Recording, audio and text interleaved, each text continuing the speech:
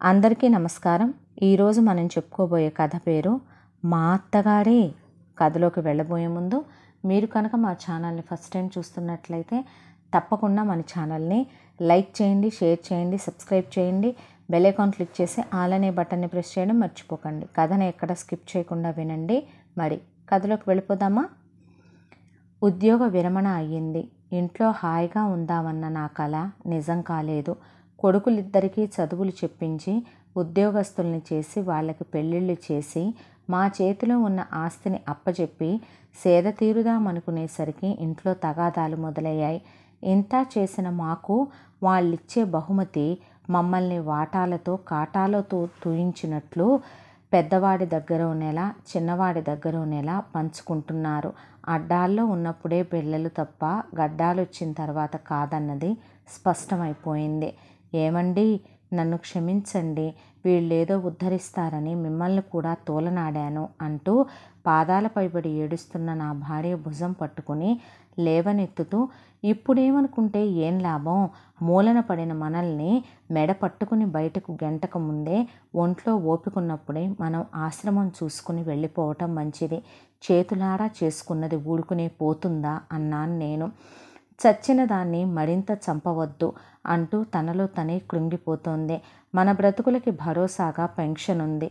ఏ ఆధారం లేని జీవితాలైతే ఎంత దుర్భరం చెప్పు, తలుచుకుంటేనే భయంగా ఉంది అని బొంగుడిపోయిన గొంతుతో నా భార్య నోటి వెంట వచ్చిన మాటలకి ఆశ్చర్యపోయాను నేను. నా భార్య నా మాటకి ఎదురు చెప్పకుండా ఒప్పుకోవడం నా 60 ఏళ్లలో ఇదే మొదటిసారి. సగం చెడితే గాని బుద్ధి రాదుగా ఎవరికైనా. మా నిర్ణయాన్ని మా పిల్లల ముందుంచాం. మీ ఇష్టం అన్నాడు తప్ప ఉండమని అనలేదు. ఇది నా భార్య పెంపకం, నాకు తెలుసు. నా భార్య పెంపకంలో పెరిగిన నా సుపుత్రులు, నా సుపుత్రిక ఇంతకన్నా ఉత్తముల్లా తయారవుతాడని నేను ఆశించను. కోడి తమ అన్నగాడి కొడుకునే అల్లుడుగా చేసుకుంది. తమ అన్నగాడి కూతుర్ని కోడలిగా చేసుకుంది.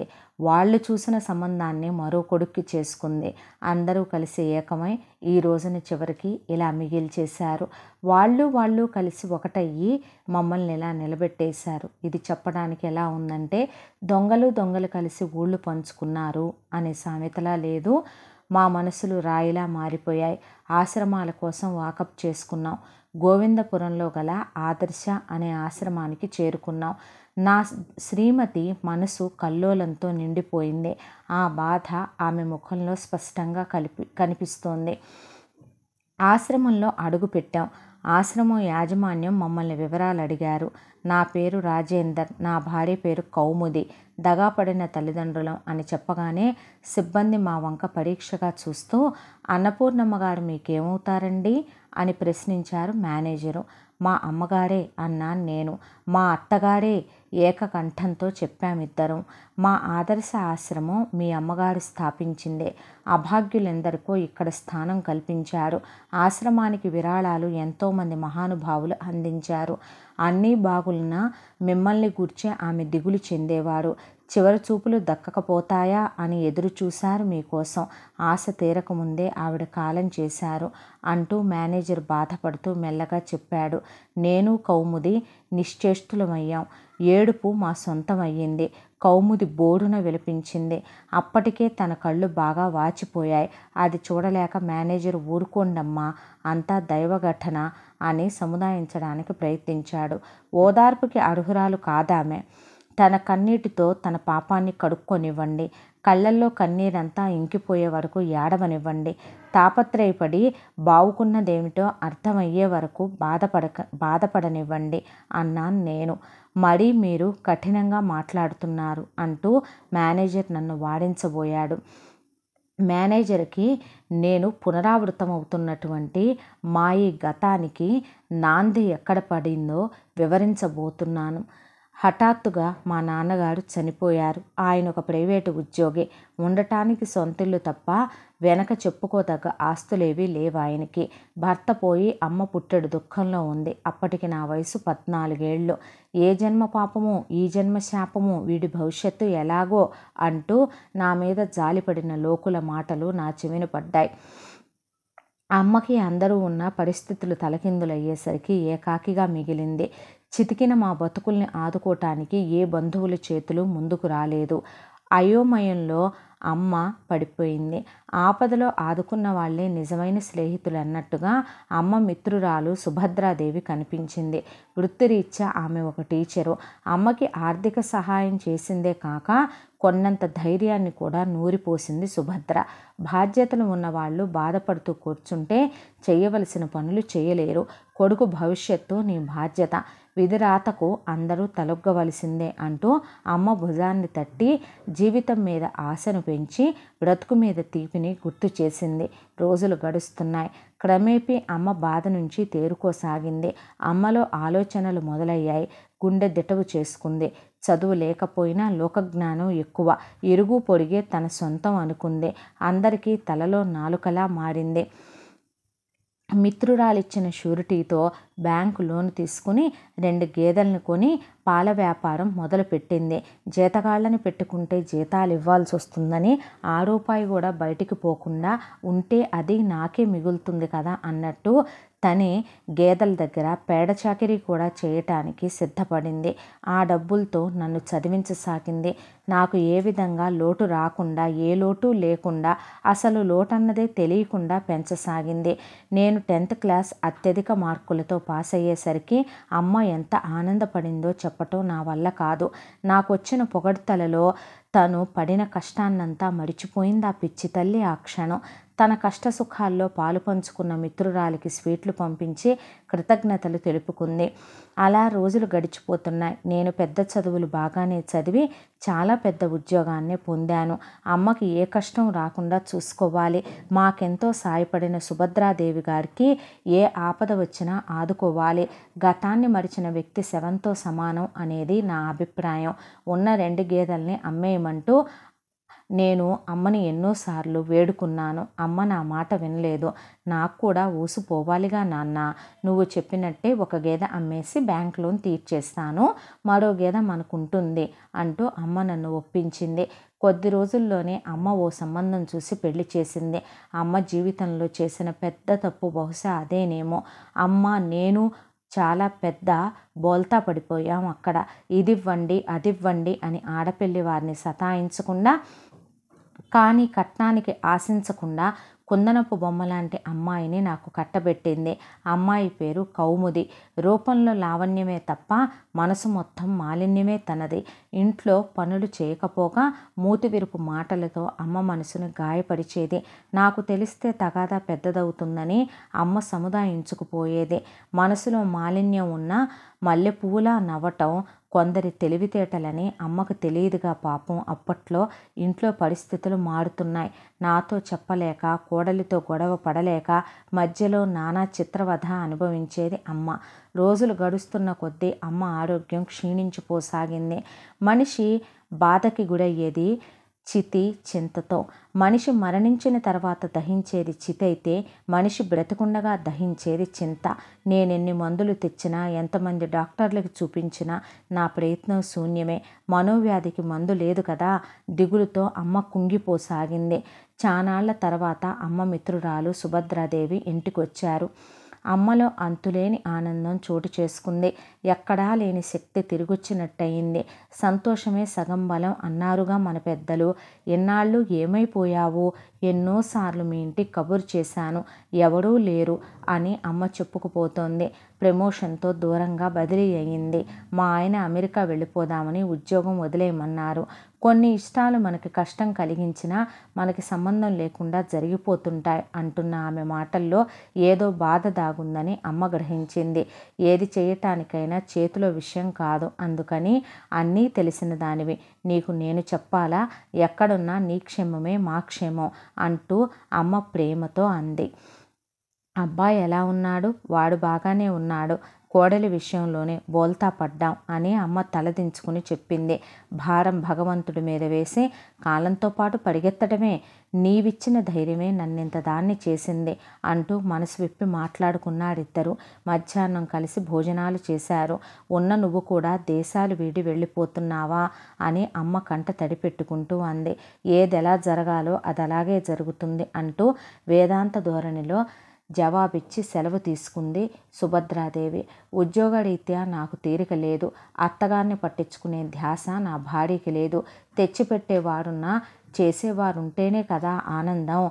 రోజు రోజుకి అమ్మ పరిస్థితి దిగజారిపోతోంది. మరీ చేసే ఓపిక లేక ఉన్న మరో గేదెను కూడా అమ్మ అమ్మేసింది. ఆకులో తిండి, చాప మీద నిద్ర. ఆకులో తింటే ఆకలి తీరదా, చాప మీద పడుకుంటే తెల్లాడదా. ఓపిక తన సొంతం అన్నట్టు అమ్మ ఏమాత్రం చెలించలేదు. నాకో బిడ్డ పుడితే హాయిగా ఆడుకుందామని ఆశపడేది. ఆశ ఇంకా తీరలేదు. నా భార్య తగాదాని కొత్తగా మార్చింది. చీటికి మాటికి నాతో తగవు పెట్టుకోవటం మొదలుపెట్టింది. ఆఫీసులో అలసిపోయి వచ్చిన నాకు చిర్రెత్తుకొచ్చింది. అమ్మంటే నా ప్రాణం. తను పడిన కష్టం ఇంకా నా కళ్ళ ముందు కదలాడుతూనే ఉంది. అలాంటి అమ్మను విడిచి ఉండటమా? No, never. కలలో కూడా ఇది జరగని పని. అపకారం అంటే ఎరుగని ఆమెని నువ్వు వేలెత్తి చూపేదానివా? మమతానురాగాలు, అనురాగ బంధాల చిరునామా ఆమె. ఇంత జరుగుతున్నా నాకు చెప్పాలనిపించలేదా అమ్మా? విలువలేని మనుషుల ముందు అరుపులు ఎందుకని ఊరుకున్నావా? నాలో ఆవేశం కట్టలు తెంచుకుంది. అమ్మ నా భుజం నిమురుతూ శాంతంగా, నేను చెప్పింది విను. నీ భార్య మనసులో విషబీజం పడింది. ఆమెకొచ్చిన లోటేంటో నాకు అర్థం కాలేదు. నేనంటే పడతాను కానీ నిన్నంటే ఊరుకోలేను. నా కారణంగా మీ ఇద్దరి మధ్య ఎడబాటుని సహించలేను. వాళ్ళ సొంతమే కదా ఇక్కడుంటున్నది. నేనేమైనా వద్దన్నానా? ముసలివాళ్ళు మాకు భారం అనుకుంటారు కానీ ఇంటికి దిక్సూచి లాంటి వాడిని గ్రహించరు. మనసులో కల్మషాలు దాచుకుని జీవితంలో నటించి నడవటం నా వల్ల కాదు. నేను ఊరి ప్రక్కనున్న ఆశ్రమానికి వెళ్ళిపోతాను. ఆశ్రమానికి కట్టవలసిన డబ్బులు కట్టేయి. అప్పుడప్పుడు నన్ను చూసిపోతుండు. ఈ ఇల్లు నీకు చెందినట్లు రాస్తాను. నాకు ₹1,00,000 మాత్రం సర్దుబాటు చెయ్యయ్యా అని అమ్మ అడిగింది. అమ్మ ఒక్కసారి నిర్ణయం తీసుకుంటే అందులో ఎలాంటి మార్పు ఉండదు. దాంతో నాకొక క్షణం భయం వేసింది. నిశ్చేష్టున్నై చూస్తున్నానికి చేసేదేమీ లేక అమ్మ ఆశ్రమంలో చేరిపోయింది. నెల నెలా డబ్బిస్తూ అమ్మ బాగోగులు చూస్తున్నాను. అమ్మ అడిగిన మొత్తాన్ని కొద్ది రోజుల్లోనే అందచేశాను. అనుకోకుండా నాకు దూరంగా బదిలీ కావటం జరిగింది. అది చెబుదామని ఆశ్రమానికి వెళ్ళేసరికి ఆశ్రమంలో అమ్మ లేదు. వాళ్ళకేమీ చెప్పలేదు. వాళ్ళు కూడా ఆందోళన చెందారు. అమ్మ ఆచూకీ కోసం ప్రయత్నించాను. ఫలితం శూన్యం. ఈ నిరీక్షణలో చాలా ఏళ్ళు గడిచిపోయాయి. గతం నుంచి బయటపడ్డాం. మేనేజర్ కళ్ళు చెమర్చాయి. నేను, నాది అనే స్వార్థం నాలో చోటు చేసుకుంది. తన కొడుకు వలనే కదా నేను ఈ స్థితిలో ఉన్నానని ఇంకిత జ్ఞానం లేకపోయే. చెప్పుడు మాటలు అనే విషబీజాన్ని మనసులో నాటుకున్నందుకు పిల్లలు మమ్మల్ని తరిమేయటం, నా అన్నదమ్ముల స్వార్థం చివరికి మిగిలిన ఫలితం. ఎందుకో ఈ తాపత్రయం నాకు అర్థం కాని సమస్యగానే మిగిలింది అంటూ కౌముది తన దోషాల్ని గొంతెత్తి చెప్పుకుంటుంది. చెప్పుకుంటే సగం పాపం పోతుందని ఆఖరి దశలో నాతో ఈ ఉత్తరం రాయించుకున్నారు మీ అమ్మగారు. నా కొడుకు కోడలు ఒకవేళ ఏ రోజుకైనా తారసపడితే ఈ ఉత్తరం ఇమ్మని చెప్పి ఈ ఆశ్రమం ఆశయాలు నెరవేర్చమని చెప్పారు అంటూ ఉత్తరం నాకు అందిస్తూ చెప్పాడు మేనేజరు. ఉత్తరం విప్పి చదివాను.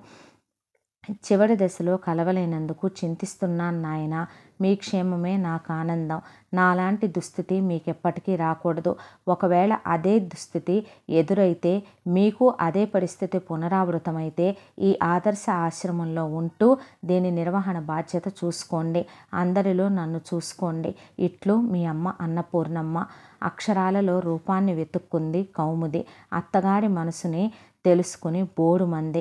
ఆశ్రమంలో అందరినీ ఆదుకోవటమే కాకుండా ఈ చరిత్ర పునరావృతం కాకుండా కృషి చేస్తే బాగుంటుందని ఆలోచించాం. అప్పుడే ఓ అభాగ్యురాలి ప్రవేశం జరిగింది. చివరికి అమ్మ స్థాపించిన ఆదర్శ ఆశ్రమమే మనకు ఆశ్రయం అయ్యిందండి అంటూ మనసులో మాటని బయటపెట్టింది కౌముది.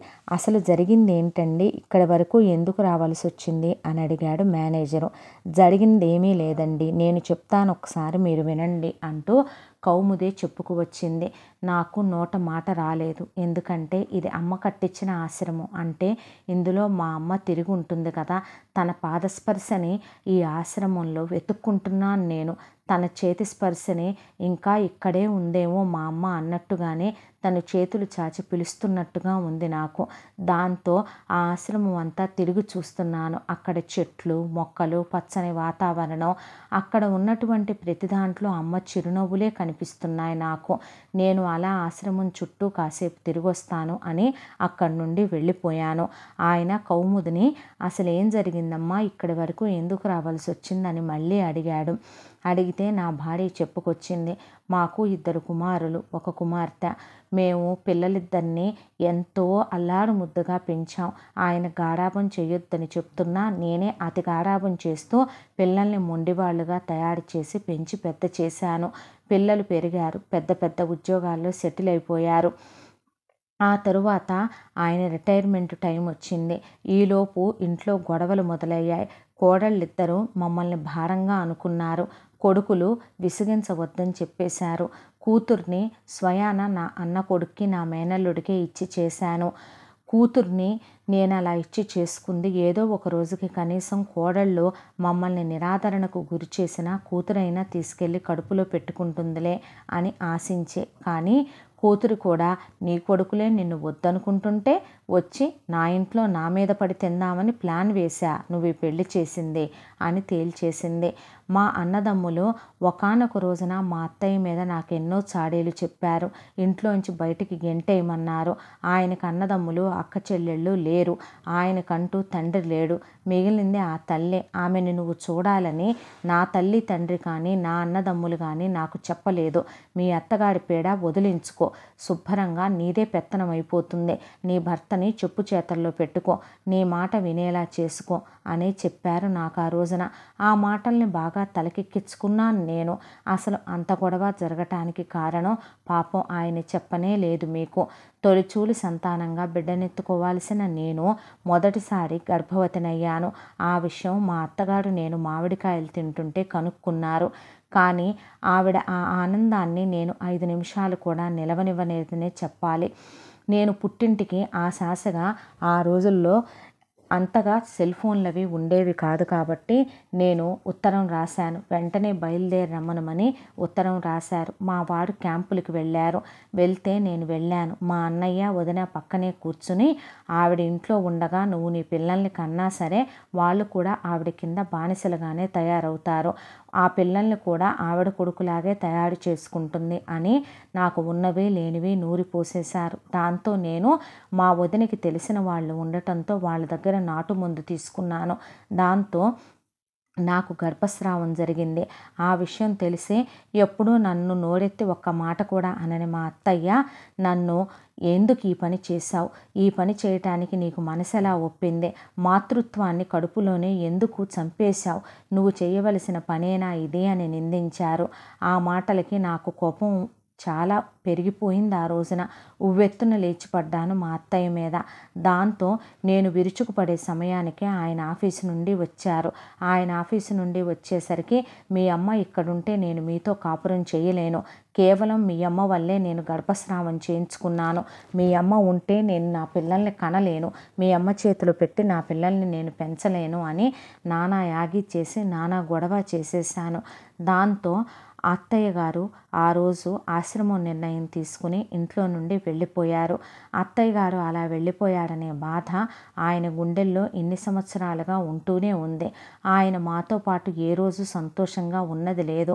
ఆయన్ని నేను బలవంతంగా లాక్కొచ్చుకున్నానే తప్ప గుర్రాన్ని ఏటిదాకా తీసుకెళ్ళగలం కానీ నీళ్లు తాగించలేంగా అన్నట్టు ఆయన్నైతే తల్లి నుండి వేరు చేయగలిగానే కానీ మా సంతోషాల్లో ఆనందాల్లో ఏ రోజు నేనున్నాను, అవి నావి కూడా, అందులో నాకు వాటా ఉంది అని ఆయన ఏ రోజు అనుకుంది లేదు.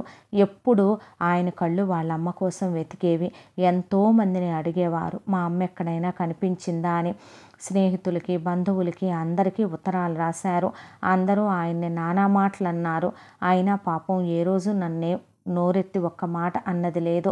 తల్లి కోసం వెతికి వెతికి వెతికి వెతికి వెతికి అత్తగారు ఎక్కడా దొరక్కపోయేసరికి విసిగి వేసారిపోయింది ఆయన ప్రాణం. ఒకవైపున ఉద్యోగం, మరోవైపు నేను, పిల్లలు, బాధ్యతలు ఇన్ని ఉన్నా సరే ఆయన ఎప్పుడూ అత్తగారిని వదిలేయలేదు. ఆవిడ బాధ్యతల తను అలా చేసేసానే, ఆవిడని తీసుకెళ్ళి ఆశ్రమం పాలు చేసేసానే అనే దుఃఖం ఆయన గుండెల్లో గూడు కట్టుకుని అది పెరిగిపోతూనే ఉంది. ఆయన అత్తయ్య గారి కోసం వెతుకుతూనే ఉన్నారు. ఈలోపు మా పిల్లలు పెద్దవాళ్ళు అవ్వటం, వాళ్ళ చదువులు, బాధ్యతలు, ఇంటికి సంబంధించిన ప్రతి విషయాన్ని నాకే వదిలేశారు ఆయన. ఏ విషయం పట్టించుకోవటం మానేశారు.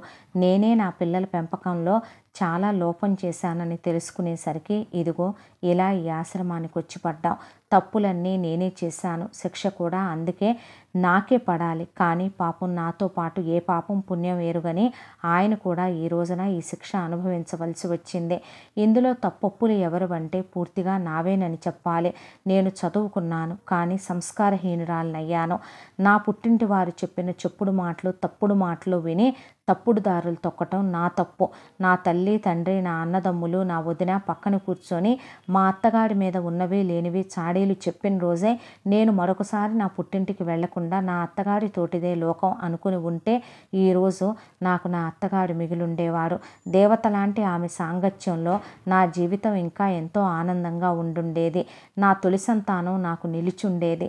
నేను చేసుకున్న పిచ్చి పనులు, వెర్రి పనుల వల్ల నేను ఈ రోజున ఆయన మనసులో భారీగా ఎప్పుడో చచ్చిపోయాను.